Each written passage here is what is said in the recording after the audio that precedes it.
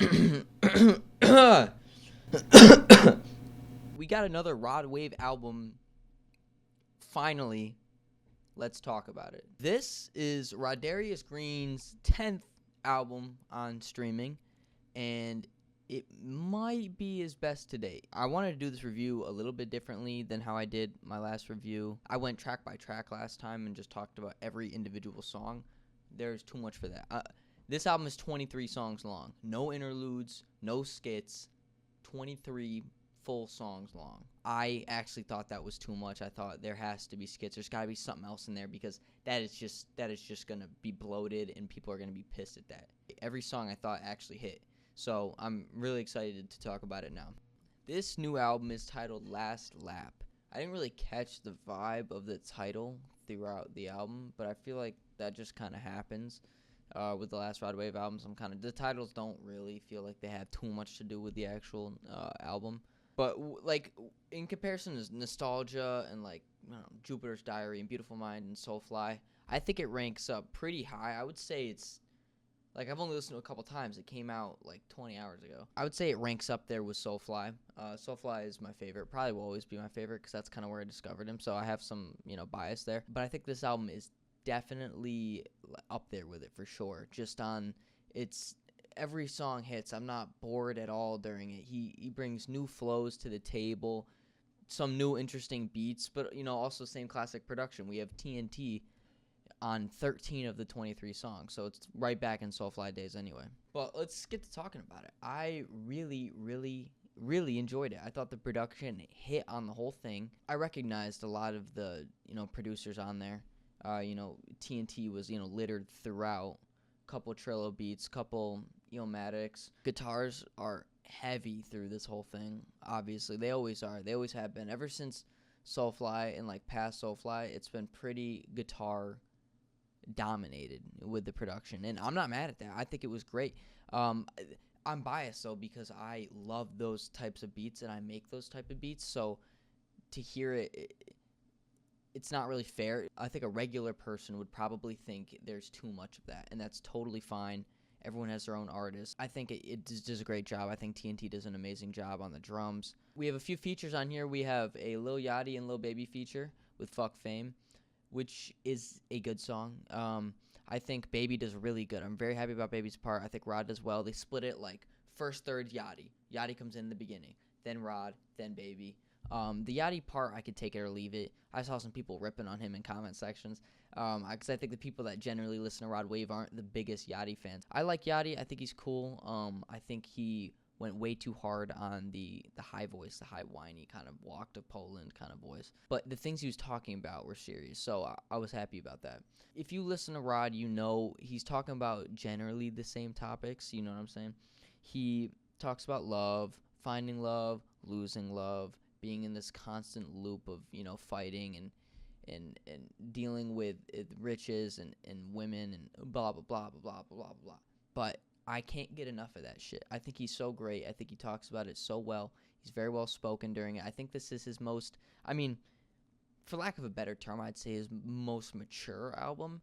He's going to keep talking about the same talking points and keep being in this, rat race for love. I do think that it's his most mature, like fully thought out album. I think every song comes together very well, and no songs sound too similar, which you could totally argue on the last album, on Nostalgia, that they would sound like that. No shade to any of these producers here at all. I think you're all great, but I think the replacement of TNT for Beats by Train on Nostalgia was not the best choice. I think Train is cool. I think he has very predictable drum patterns, and you know really what to expect. I think you don't always get that from TNT. I think TNT is experimenting way more with drums than Train was on Nostalgia. And who am I to say? I don't know what Train's up to. I don't know what the deal is. I think it was good. I think that it made things sound fresher. The melodies do sound pretty similar throughout.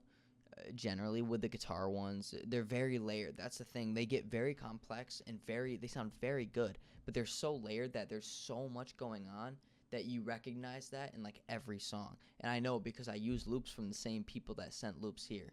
or melody loops. They're layered with with instruments and vocals and sound bites and so many different textures and layers that you hear that throughout the whole thing, and it starts to meld together a little bit. All Rod Wave fans, I think, can point out the intricacies in each beat and really tell them apart. But I think to the average listener that's not really the case. So Rod Wave's gonna probably hold the same fan base. He'll continue to gain new fans, but he's hovered at the same spot for years and dropped hits, and he is one of the most loyal fan bases, if not the most loyal fan base, honestly, in rap. He has sold 115 plus thousand units first week on his last 3 albums while maintaining generally the same size audience. So that's really impressive because you have people that are way bigger selling way less. And we'll see what happens this year. Artists have been selling way, way, way less this year, and even something like 20, 30K, and still making the Billboard 200. I mean, that's impressive. So my prediction is that he could do 120. People are really, really liking this album. I haven't seen one hate comment on the album. So I think he could do 120 in today's climate. But going back to the maturity take, I don't know if that's the right word for this, but he just sounds so sure of himself on all these tracks. And we get a lot more flows this time. Like, he's a lot more comfortable. And he's been comfortable, obviously. But this just feels like a victory lap. Victory lap of heartbreak. I think he totally deserves it. And whatever he gets from this album, he deserves. And he's been, like, a fan favorite among trap rappers for a while. You see, like, Lil Durk and Lil Baby and Rilo and all these other people, more than just features on the album, just people in general posting about this album. I think he does a really good job at talking about the lowlights of love, talking about things that not all artists want to talk about. And so I think that's why his fans love him so much, because he talks about the things that they go through. Because just because you're rich doesn't mean you don't have the same problems with finding a relationship. You're going to have more problems.